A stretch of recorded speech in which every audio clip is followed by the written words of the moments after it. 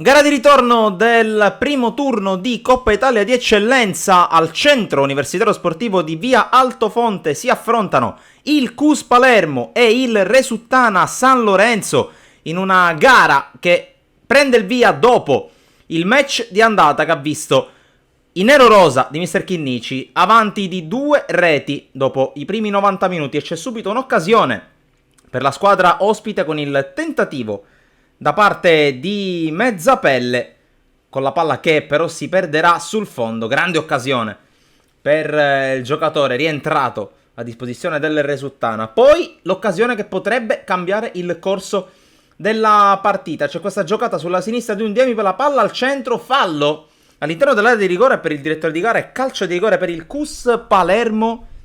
Dal dischetto si presenta il Baby Taibi che, come 3 giorni prima sul campo del Castellammare, timbra il cartellino, porta avanti i suoi, si riapre improvvisamente la corsa per la qualificazione. Adesso c'è solo un gol da recuperare per i ragazzi di Colombo che insistono ancora con lo scatenato Undiemi sulla fascia sinistra, serie di finte ubriacanti per il giocatore arrivato dalla Juniores del CUS Palermo, tentativo quasi dalla linea di fondo di Scozzari, parata in 2 tempi di Nanni Compagno che sarà ancora impegnato sempre da Scozzari. Calcio di punizione per il CUS Palermo, il tentativo col sinistro, Compagno è sulla traiettoria ma la palla si perde sopra la traversa. Si scuote un po' il Resuttana dopo i tentativi da parte della formazione bianco-giallonera e allora Corsino arma il piede di Logrande, non perfetto Nasca e poi il tap-in non è preciso, occasionissima per il pareggio da parte del Resuttana San Lorenzo con le immagini offerte proprio dall'ufficio stampa della squadra nero-rosa che ringraziamo. Si parte con la traversa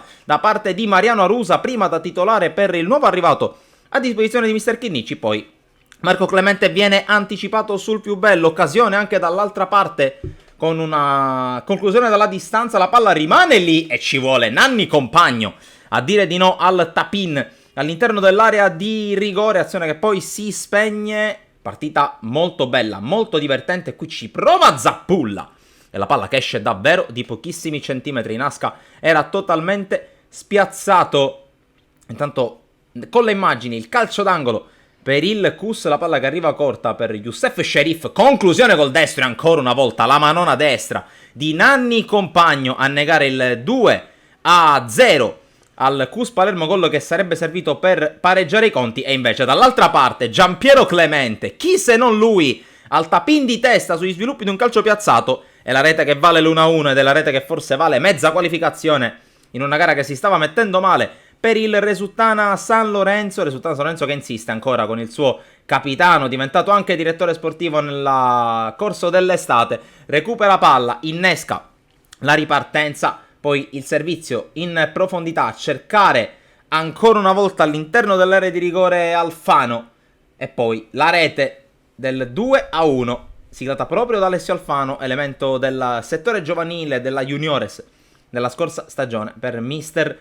Chinnici. Non è finita qui però, perché Alfano si veste ancora una volta protagonista, si allunga per arrivare sul pallone, la sfera rimane lì e alla fine Peppe Duro per il tap-in per l'1-3, ormai rottura prolungata per il CUS Palermo. Peppe Duro ringrazia il suo giovane compagno, ma il Resuttana San Lorenzo ha ancora fame di gol, vuole dimenticare la sconfitta di campionato contro la Parmaval e lo fa anche con il punto dell'1-4 firmato ancora una volta da Giampiero Clemente. 3 gol in 2 partite dopo il suo rientro in campo e direi che non è di certo una novità. Si conclude con un calcio di punizione debole, sicuramente non la parata più difficile per Nanni Compagno, ma si conclude anche con i 3 fischi del direttore di gara. Vince il Resuttana, anzi stravince contro un CUS Palermo buono per oltre un'ora di gioco. Passa il turno alla squadra nero-rosa e dalla redazione di Sportisili è tutto. Alla prossima!